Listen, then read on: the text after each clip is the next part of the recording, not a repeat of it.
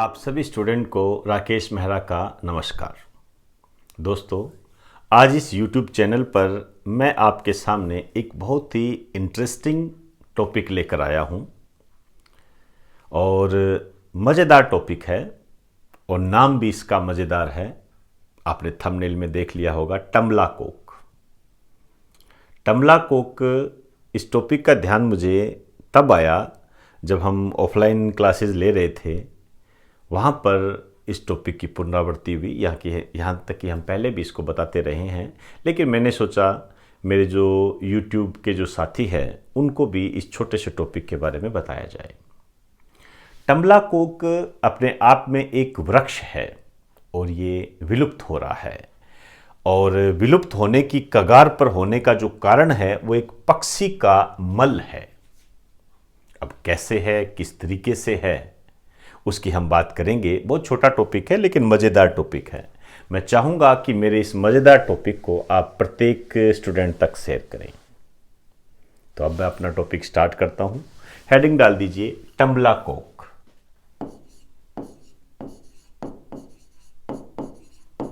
टम्बला Coke.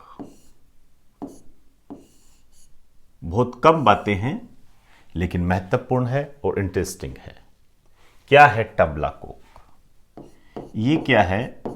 Mauritius का वृक्ष है। ये मॉरिशस का वृक्ष है। आप जानते हो मॉरिशस कंट्री है, उसका वृक्ष है। और इसका जो अन्य नाम है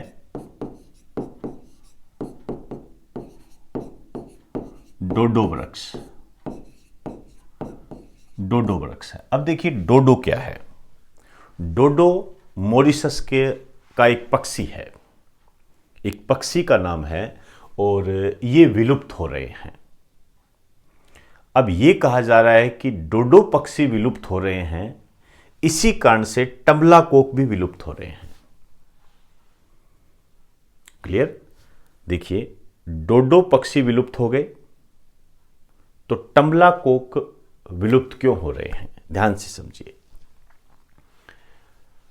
देखिए, ये जो डोडो पक्षी होता है, इसका जो मुख्य भोजन था वो टम्बला कोक के बीज थे। अब ये टम्बला कोक के बीज खाता और खा के ये दूसरी जगह पर जाकर या जगह जगह पर जाकर मल त्याग कर देता। मल त्याग कर देता तो उस मल में जो इसके बीज होते थे वो क्या करते थे, उस स्थान पर एक नया टम्बला कोक पैदा कर देते थे। तो टम्बला कोक में वृद्धि हो रही थी। लेकिन अब डोडो पक्षी जब विलुप्त हो गए तो फिर ये प्रक्रिया नहीं हो रही है। ये प्रक्रिया नहीं हो रही है तो ये जो वृक्ष है ये विलुप्ति के कगार पर है। तो एक लाइन लिख दीजिए, लिखिए, ये वृक्ष विलुप्ति के कगार पर है। एक्सटिंक्ट बोलते हैं इसको।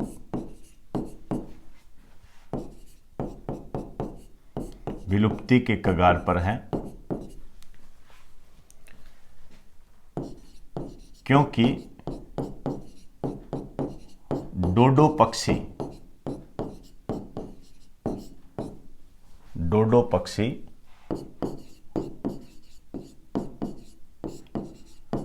विलुप्त हो गए हैं। डोडो पक्षी विलुप्त हो गए हैं। अब डोडो पक्षी विलुप्त हो गए हैं, इस कारण से ये है। अब इसका क्या आधार रहा? इसका कारण क्या रहा? क्योंकि डोडो पक्षी का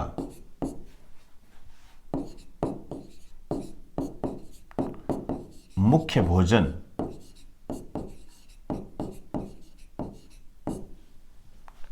इस वृक्ष के बीज थे।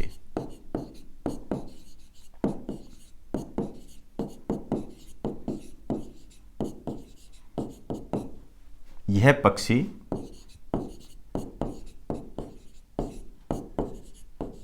इन बीजों को खाकर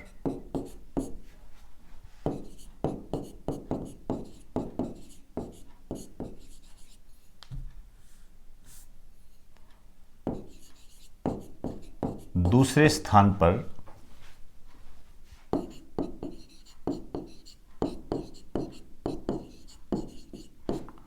मल त्याग करके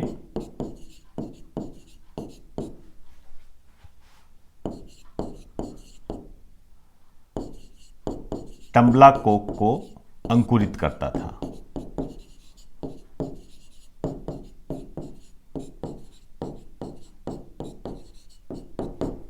ठीक है, अब आपके समझ में आ गया होगा कि टम्बला कोक विलुप्त क्यों हो रहे हैं। तो ये काफ़ी महत्वपूर्ण क्वेश्चन है। बहुत छोटा सा एक टॉपिक है, टॉपिक तो नहीं कहेंगे, एक पॉइंट है हमारे पास, फैक्ट है ये। आपके एग्जाम की दृष्टि में बहुत ज़्यादा महत्वपूर्ण भूमिका निभा सकता है। राइट डाउन कीजिए इसको एक बार।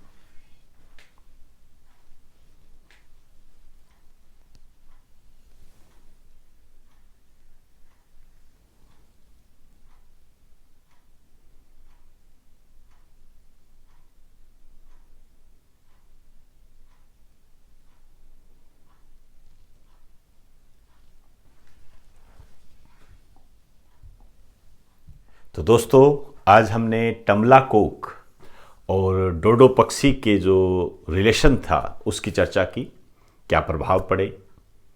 डोडो पक्षी हालांकि विलुप्त हो चुके हैं और टम्बला कोक इसी कारण से विलुप्ति के कगार पर है। ऐसे बहुत सारे इंटरेस्टिंग टॉपिक हैं, मैं समय समय पर आपको उपलब्ध करवाता रहूँगा। इसके लिए मैं आपसे अपील करना चाहूँगा कि आप ज़्यादा से ज़्यादा मेरे इस चैनल को शेयर करें, सोशल मीडिया पर शेयर करें, अपने दोस्तों को बताएं, ताकि वो भी ऐसे टॉपिक जिन्हें मैं एक मज़ेदार टॉपिक कहना चाहूँगा उनको जान सकें। तो दोस्तों, इजाज़त दीजिए। आप सभी को मेरा नमस्कार।